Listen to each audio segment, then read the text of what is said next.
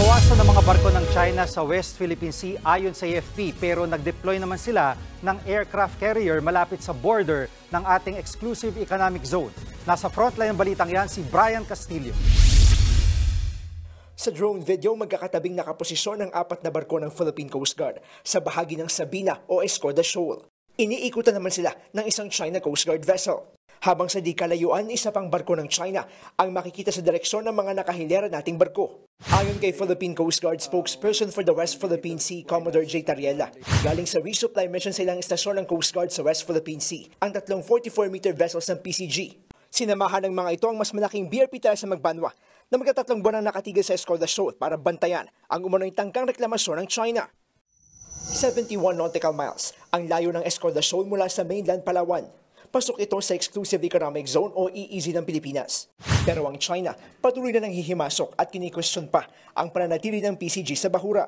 Sa video na inilabas ng pahayagang Global Times na kontrolado ng Beijing, bukod daw sa supply ng pagkain at tubig, ay nagdadala ng construction materials ang PCG sa Escoda Shoal. Ilang sako umano ng semento ang isinakay sa BRP Teresa Magbanwa habang patuloy pa rin itong nire-refuel.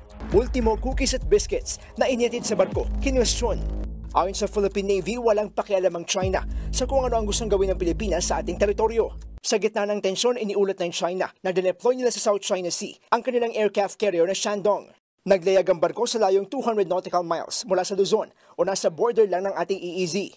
Pero hindi naaalarma ang AFP sa aircraft. We have to understand that the South China Sea is a nautical highway. It could be likened to EDSA. We are aware of them.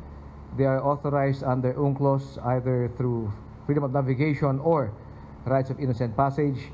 Sa gitna ng mga maritime patrol, kinumpirma ng AFP ang malaking pagbaba ng bilang ng mga barko ng China sa West Philippine Sea.